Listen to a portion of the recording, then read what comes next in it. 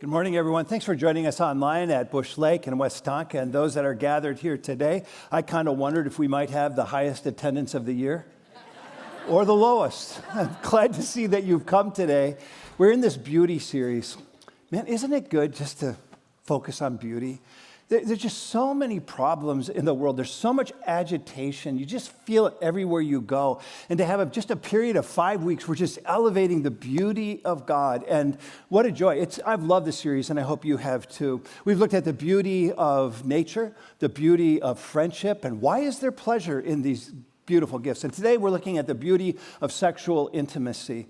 And we know that one of God's purposes in giving us the sexual experience is to procreate. He says in Genesis, be fruitful and multiply. Kind of this rhythmic pattern that comes from the scriptures, get married, have sex, make babies. That's kind of the rhythm that was intended there. But why does he complement it with pleasure?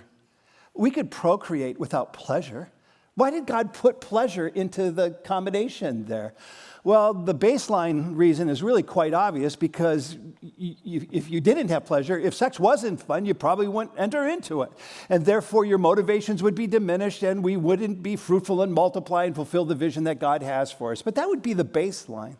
No, we're dealing with the heart of God who created a world that would delight the people whom he created. And pleasure is included in it.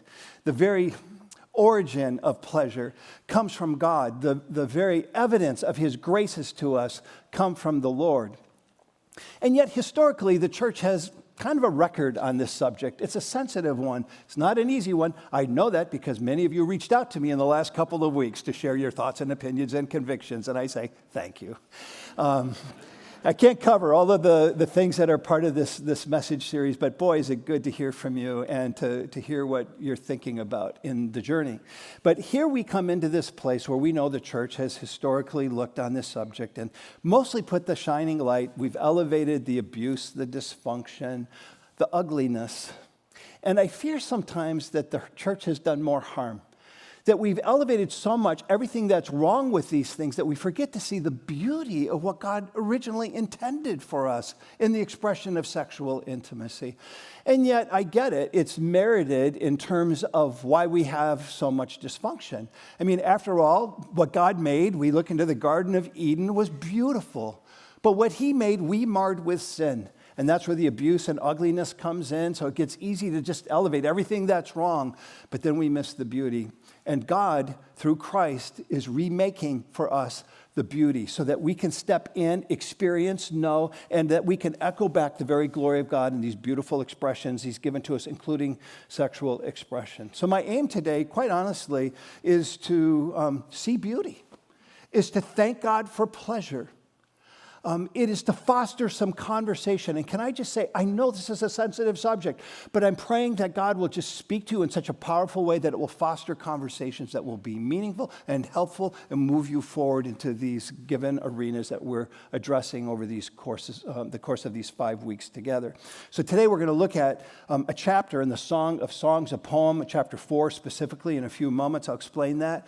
But first, I thought maybe I could level set the ground because I heard from so many of you. Let me just at least address some of these things as we make our way toward the beauty expression. So 3 observations that I want to make with you. First of all, good lovemaking is about God. That the goal that God had in mind for us was not ultimately for your own pleasure with another person, but rather the pleasure of God, who's the giver of every good gift. That the God equation is part of this expression. I hope you've not separated it because he's the one who gives it. It belongs to him. And that's part of what he gives to us. So you could be with the best lover imaginable in your life. But if you are not satisfied in your heart with God, if you are not satisfied in your heart with God, you will never be fully satisfied. You will never be fully. There will always be an emptiness. Even if the best scenario is your scenario, there's a reality that these things come from God. In fact, we are told by the psalmist that in thy right hand, in God's right hand, is the fullness of joy. So you can live your life without any sexual experience at all. and have the fullness of joy that satisfies the heart because it's satisfied in Jesus Christ, not through sexual expression along the way. That pleasure experience was given to us by God. And I love that reminder, and it's a good one because you find that the Apostle Paul, you find John the Baptist, you find that Anna in the scriptures were people who never got married, didn't experience the sexual side of what this earth offers, but they experienced the fullness of joy and ended up being a great testimony to us of pleasure as God intends to give it in his mighty right hand. And then there's another expression, and that good lovemaking is not always filled with flames of passion. Surprise, surprise. That it was never intended to be. And in fact, we find that our culture often portrays pleasure as a flash in the pan kind of passion that moves from one lover to another lover, from one fantasy to another fantasy. But does that fulfill the longing that God has for us? Or does it just deepen our disappointment? I can tell you through experience, there's a ton of disappointment in this arena, that God made our hearts for something greater and better in the fullness of pleasure that he intends for us. There's a third observation I would like to make, that good lovemaking is a soul-knitting intimacy that strengthens over time. Now this one, you might want to read again. You might want to take it in and just suspend. Let me explain what I mean. That life changes, that we go through different seasons in our lives, and so does sexual intimacy with it. In fact, we find that sex is not always enjoyable, and it's not always easy. It's kind of like relationships. Even the closest people in your life are not always easy or enjoyable, and I'm not wanting to see any of this happening today, but you get what I mean. It's just part of it. But I want to make a few comments about this because of the journey of our rhythms in our different seasons. Couples will make love on their honeymoon and after miscarriages. That couples will make love to conceive babies and to bury them. That couples will make love in times of good health, robust health, in times when our bodies are filled with disease. Because God ordained this beautiful expression of lovemaking to be part of life's journey. That when life is better or worse, when it's richer or poor, when it's in sickness and in health, until death do us part, we're reflecting the enduring love of God through the different seasons of life. So there's this give and take, these highs and lows in which the beauty of God manifests its presence and its provision through it all, the thick and the thin of it all. And I'm so grateful that it is, because good lovemaking is a soul-knitting intimacy that strengthens over time because of the good graces of God in your life. And so God's vision for marriage in the scriptures tends to have these two expressions of covenant and consummation. That covenant is that time when you come and express your vows and say, yeah, I'm going to be with you. You can count on me. I'm committed to you. I'm bonded to you and to God. That was the intent of covenant. We can do this journey of life together. And consummation, that we will make love through all of those seasons, the highs and the lows together. Well, the Song of Solomon really gives us a beautiful picture. It's a poem. It's the love story of these two people from beginning to end. If you've never read it, you'll find it right next to Ecclesiastes. And it is so beautiful. It's a very long poem. It's a very graphic poem. And it's what we're going to step into as we just anchor in this beautiful gift of pleasure that originates with God and is evidence to the existence of God when you include him in the storyline. So we find this couple actually, vows are already spoken. They're in the bedroom. And we're about to jump into 8 expressions that I think give evidence to the good graces of God and why there is pleasure. So I'm just going to say, you've been awfully quiet for the first 7 minutes of my message. So, and I know these are tender things, but I think if you just suspend all of your history, step into the Garden of Eden, expressed even after sin had entered the world, and see the beauty of what God intended. So this message is one you're going to join me in a safe kind of way. You good with this? You're still really quiet, friends. Am I making you nervous? Let's jump into this. All right, here's the very first expression.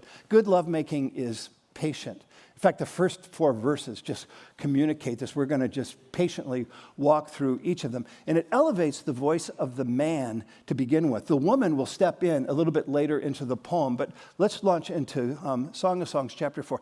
How beautiful you are, my darling. Oh, how beautiful.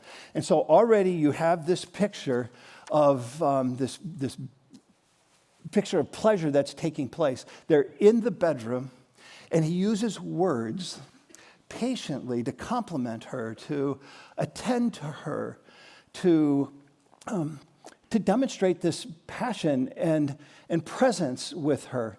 And I love when I have the opportunity, this is a text I've studied before, but it was fun to study it again. I'm always finding new things in the Word of God. And just to see, when I go back to the context and how different it is from today, it was interesting for me to learn that in the ancient context, when this poem was written, what was common, what was the norm, is that the covenant would be established, the vows would be spoken, and then they'd be in the celebration, the wedding party. You've been to them. They're a lot of fun. There's dancing and singing and all kinds of great things happening. But the couple, the bride and the groom, would slip away to the bridal chamber, and they would consummate the marriage while the party was going on, and everybody is still in the room. We feel a little self-conscious about that because you know what they're thinking on the outside when you're on the inside, and they're just waiting for the couple to come out. When they come out, they just go, yes, way to go. There's a celebration, and my point is there's no shame. There's no embarrassment in it. It's free because that's what God intended it to be. And maybe we need to recalibrate how we do weddings after the covenant when vows are spoken, and we just throw rice at people and say, see you later. Maybe we just need to have the bridal chamber off to the side and make the party more interesting. So I like ancient practices in some ways. It makes sense to me. But I just say you can see the beauty of covenant and the joy of pleasure. But he doesn't stop there. He continues. Take a look at what he says. He says, continuing, your eyes behind your veil are doves. Your hair is like a flock of goats descending from the hills of Gilead. I mean, you get a picture of what's taking place here, I hope, that the veil, the veil is thinly covering her eyes. He can still see her eyes. And it arouses him. It creates a mystery. You can see what he's doing. He's lifting the veil. He's untying her hair. It flows down, as it says here, descending from the hills of Gilead. I've been to Gilead. It's modern-day Jordan. The hills are absolutely gorgeous. And the hills of Gilead are a symbol of God's provision and God's blessing. And he's seeing in this intimate expression as he continues to make his way down her body, as we'll see in a moment, the blessing of God that is unfolding right before them. And it's a beautiful gift, but he doesn't stop there. He continues with the expression. He says, your teeth are like a flock of sheep just shorn, coming up for washing. Each has its twin. Not one of them is alone. It's just saying, your teeth are, this doesn't sound very romantic talking about teeth to me. It doesn't. But he's saying, you're fresh. Fresh breath is better than bad breath. It's just saying, you're clean, you've readied yourself, and you're beautiful in every way, and each has its twin. Not one of them is missing. You've got all your teeth. Way to go. Not everybody did then. Not everybody did. So just taking in the beauty of her journey. And I love this because I'm reading this. Funny things that happen in your head when you're studying, because when I first met Carrie's mother, I was really nervous about it. I come from a very free-flowing kind of camp family. She comes from a very conservative family. I was intimidated, to say the least. And I met her. She was gracious and kind, but Carrie told me later the very first thing she said is, she really liked your teeth. Not exactly the impression I was trying to make, but I guess teeth have always been a thing then and even now today. But he's making his way down, and he's not done. It continues. Look what he says. Your lips are like a scarlet ribbon. Your mouth is lovely. You can almost see him trace his finger around her lips with just patience. Your temples behind your veil are like the halves of a pomegranate. It's talking about the cheeks. They're just flush and beautiful and compelling. Your neck is like the Tower of David, built with the courses of stone, and on it hang 1,000 shields, all of them shields of warriors. This woman has a strong presence. She's making a statement just in how she looks, stepping into that given place. You can see that he's gone from her eyes to her hair, from her teeth to her lips, from her cheekbones to her neck. You can tell he's making his way down. He's just taking in her beauty and saying, man, how wonderful you are, as he expresses it there. And I think sexual intimacy is patient. He's not even physical yet. He's just taking in the prelude to the love-making experience that is before them. And I think about sexual intimacy is best when it is full of love. Carrie had, for many years in our relationship, called it romantical. And she always used that when it was coming from a place that was full of heart, full of passion, of attentiveness, of love, of passion. And it has this patient expression, and it matters. I also think that we should be real in terms of understanding that we're wired up differently in terms of our sex drives. I've always appreciated the writing of Gary Smalley and encourage you to read some of his writing on relationships, quite good. But he talks about men are like microwaves and women are like crock pots. That men can get hot fast and women can take a long time. And the idea there is to be patient. But could I level set the playing field? I think the inverse is true. Sometimes women can get hot fast, and men aren't interested, and they need the time too, which I think is important to say. When it comes to patience, when it comes to a heart that's full of love and attentiveness and passion, I think men appreciate it as much as women. We've kind of characterized these things so much and we joke about them, but I think there's a much more loving playing field in these expressions than not. That's the first, that good lovemaking is patient. Secondly, good lovemaking is gentle. And it kind of complements the patience side of it. In fact, he continues to make his way down the body. And look what he says. Your breasts are like two fawns of a gazelle that browse among the lilies. This is in the Bible. And so I'm not saying anything that's new or different or off discussion for us, but you can see what's happening. The veil is off. He's taking her hair down. He's undressed her, and he's taking in her beauty. He's looking at her breasts. And I thought, wow, what an opportune time. So I brought a photo. Now you really got nervous. Here it is. Here's the photo. Oh, there you go. Two twins. Oh, just so beautiful. You know, here's the point. How do you approach two twin fawns of a gazelle, all right? You don't rush in like a lion and pounce, is what he's saying. Because you'll scare them away, guys. Knock it off, okay? He's talking about enjoying the beauty of who she is and approaching her with gentleness.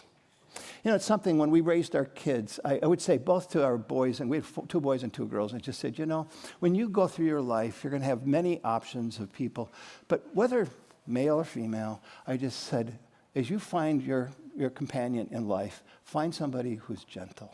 Find a gentleman or a gentlewoman. It really matters. Gentleness is simply kind behavior. It is tender affection.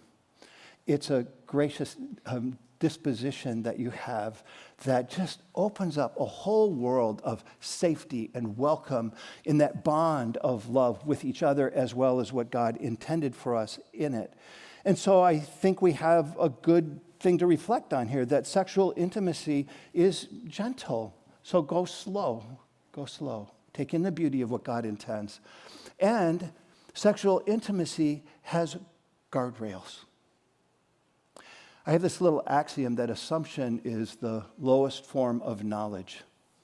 And sometimes we live our lives with all these assumptions, never putting words to our feelings of what we truly want. But if God has given this kind of freedom to explore, certainly he's given us the freedom to discuss. And where these shame things come in, well, we won't want to talk about what we really want is of humanity. It is not of God.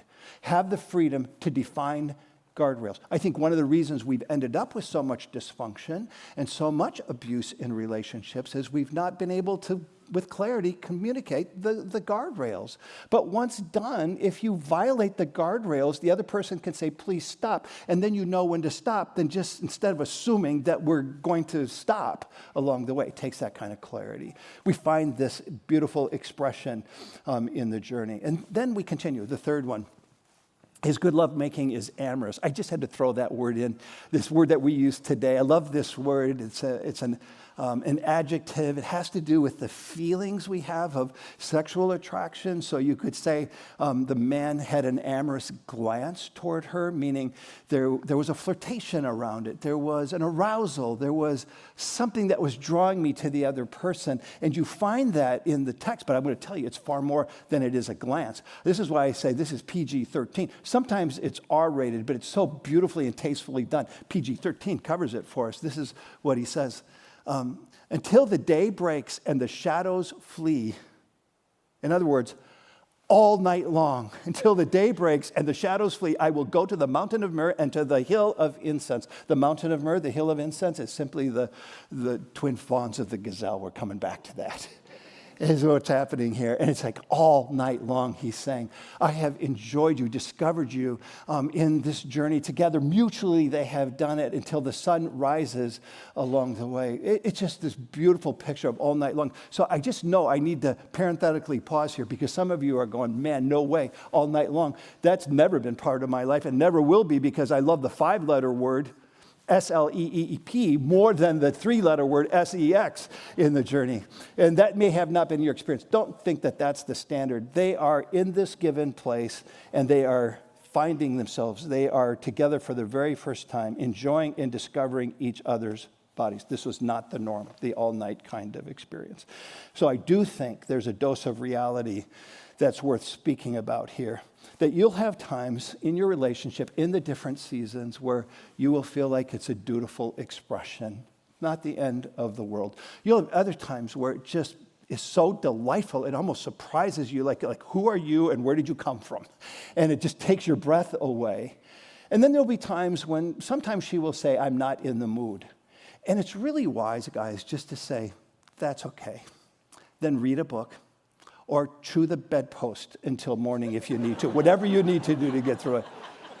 But just be gentle and understanding. We have different places at different times in this journey. That's number 3. Now, number 4, which I know you can't wait for, is good lovemaking is intimidating. And I love this little dose of reality that's put right there in the scripture for us. Look what he says here.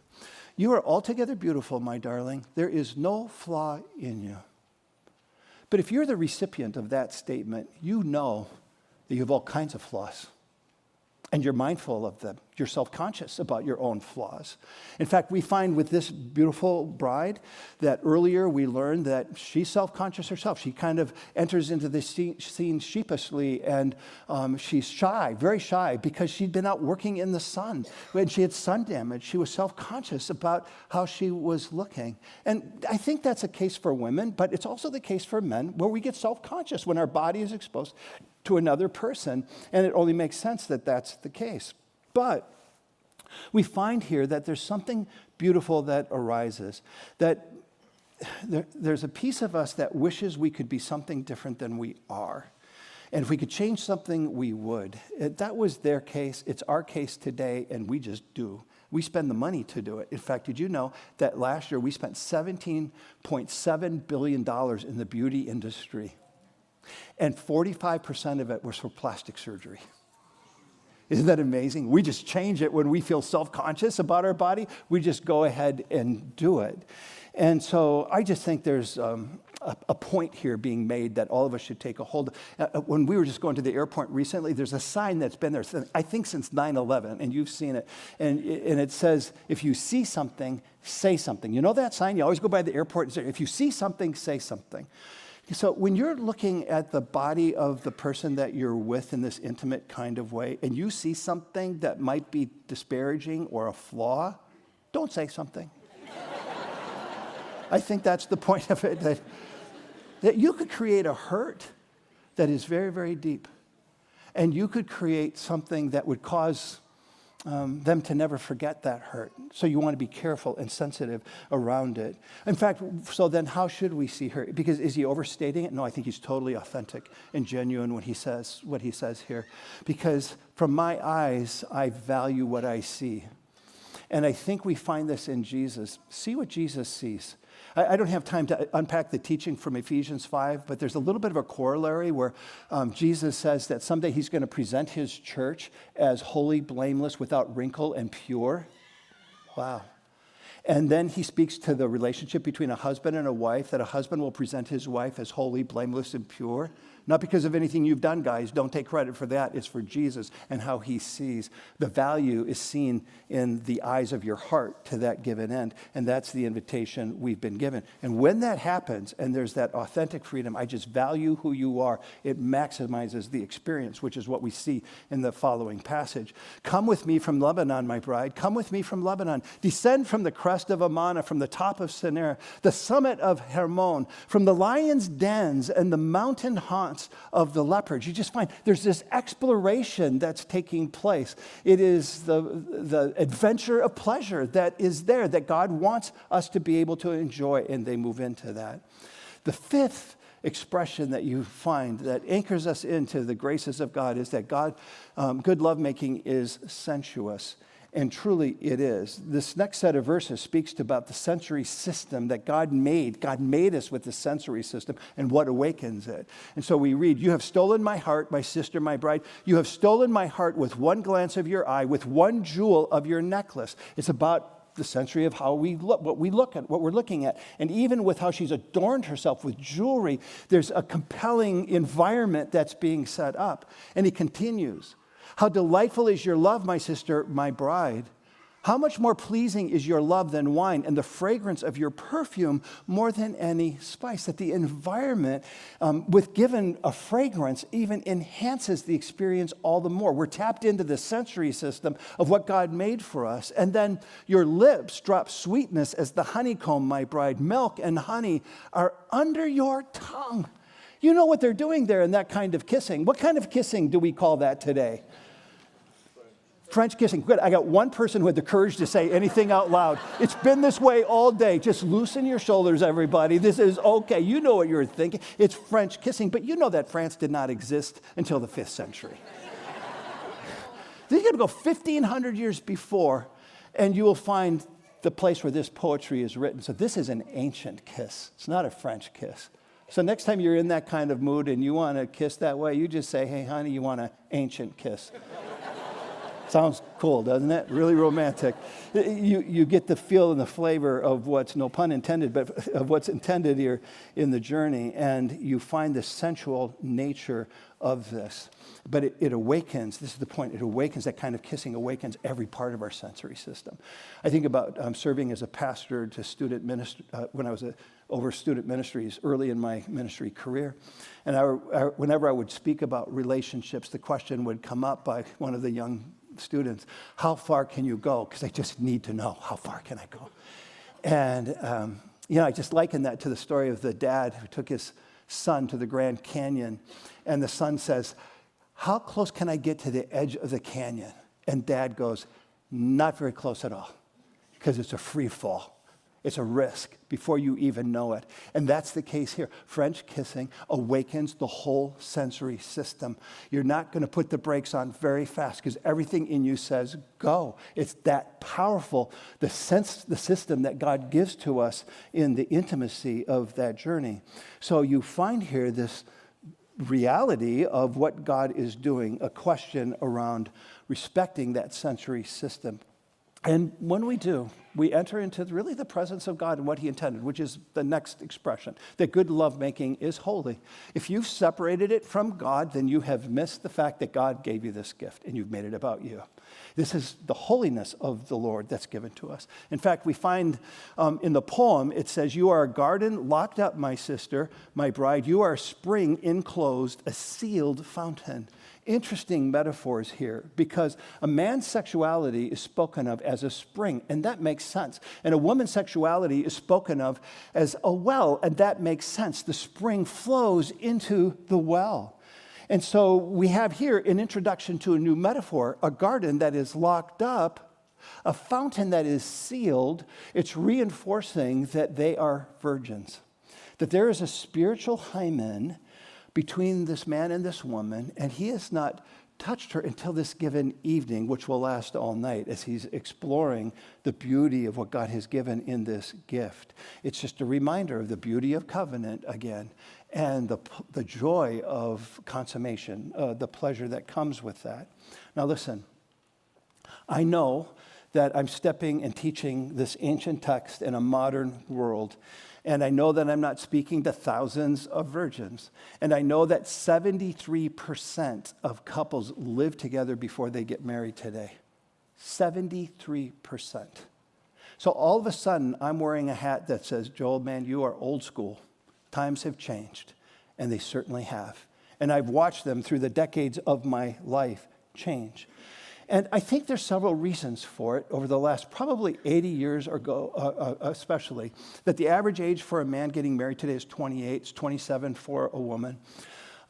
And so we have extended adolescence, where often in the ancient times, you were married by the time you're 16 or 17 as you're coming alive sexually. Now we're called to put restraint on this incredible, powerful gift that God has given. How have we done with it? It's very, very difficult. It's not that it can't be done, but it's very, very difficult. Plus, we've become so single-dimensional. I think we kind of justify the choices we make because it's modern times, so that was old times. Certainly that can't be true for today. And so we get single-dimension, say it's just a physical thing. It gets reinforced in all the messaging of our friends and even our movies. There's an old movie called Indecent Proposal that starred Robert Redford and Demi Moore. Demi was married to another guy. They're in a financially difficult place. They don't know how to get out of the mess that they're in. Robert Redford is taken by Demi Moore and says, just give me an evening, just one evening, sleep with me, be with me, and I'll give you $1 million. And you think, wow, this is going to be the gate to freedom. This is from the movie. She says, I'm just going to give him my body, but not my soul. Do you really believe that? That you're just touching a body? No, I will tell you, these are soul-tearing experiences when the relationship doesn't move toward the covenant that was expected. I have been in hundreds of situations. Right now, I have so many goosebumps on me because I get moved to tears when I think about the brokenness I've dealt with people wanting it to be so much more than they ever, thinking I gave myself this way. Well, certainly there's more. Well, not in our culture. It's just physical. It's not. This is a sacred part of our very being and identity. So what do we do with this? I thought, I'm staying on the beauty side, so I want to be clear about that. I don't think God enters into the room right now with the sexual activity of so many people being outside of the covenant of marriage, but I know that that's the reality, so I get that. But I don't think he's coming with shame. I think he's coming with invitation. That when it comes to these choices we make, that we wouldn't be single-threaded about them and think that they're just physical. They're not. They also relate to the sacred dimension of the soul that God has given to us. I think at least to say it's deserving to foster the conversation and let God be included as you navigate that territory. I know it's an old school way of thinking, but maybe it's coming from the school of the wise. It's the wisdom of God in a pattern and a rhythm that he created so long ago, and we've just gotten a little derailed in it. I know it's tender. Let's put it in a place of God is a God of grace and tender affection. He wants the best.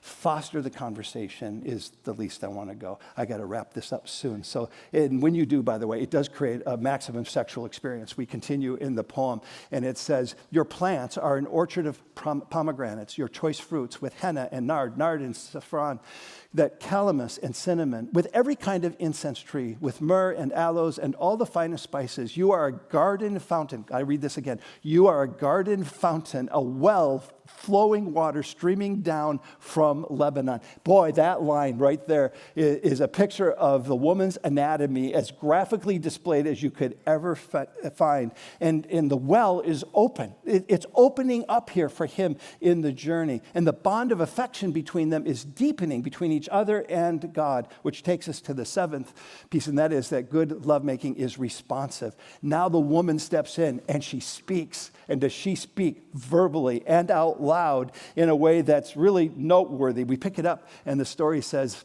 this is her. Awake, north wind, and come, south wind. Blow on my garden, that his fragrance may spread abroad. Let my beloved come into his garden and taste its choice fruit. That, my friends, is the most erotic verse in all the scriptures. But it's in the Bible. And it's in the Bible because God intended pleasure to be part of the journey. And so I'm grateful that this is a woman who feels safe and loved, and she can even express it verbally in their intimacy together.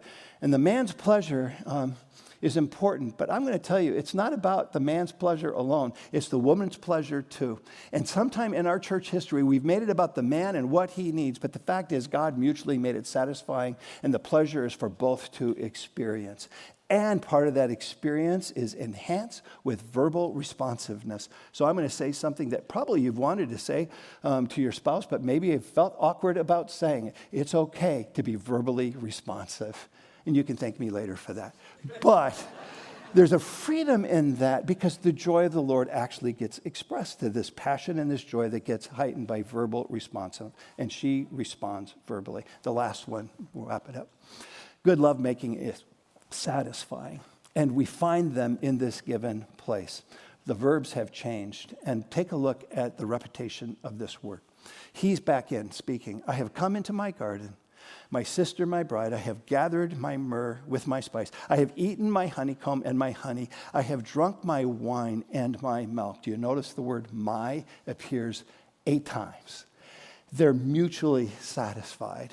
If you're watching the movies, though I wouldn't use this standard of what is right, they're laying in the bed and smoking a cigarette. That's just not a good way to want to look at it. But they've completed the act of intimacy, and it's a beautiful thing. The word my brings this satisfaction. But the last 2 lines of this beautiful poem actually turns to chapter 5, verse 1, and I want you to hear the words of God simply saying this: friends, eat friends, and drink. Drink your fill of love. Why is there pleasure? Because it's originated with God. And it gives evidences for God's grace in our lives and the delight that he intends for us to enjoy. And it brings us back to the very beginning. Good lovemaking is about God. That the goal was never ultimately about your experience with another person. It's ultimately about the experience of God's love for you, who is the provider of every good gift, including this gift. So I come to the end of my message. I've tied the ribbon. I have nothing else to say but amen. That's the message. So thanks for being with me in that. Would you just pray with me and let's give thanks to God. Thank you, God, that everything comes from you. Everything belongs to you. What a gift that is. And we easily forget it and make it about us. We all confess that. And I know it's a tender place for some today. So I just ask that your grace that meets us right where we're at would meet them. And I would expect that this would foster some conversation, and might it be good and wise that you would move them forward in understanding your intention and your goodness, that they wouldn't divide, but Father, season their salt with the grace that you have given to us every day. We're grateful for pleasure that you care so much that we would get to delight in the life and the gifts that you've given to us. In Jesus' name, amen.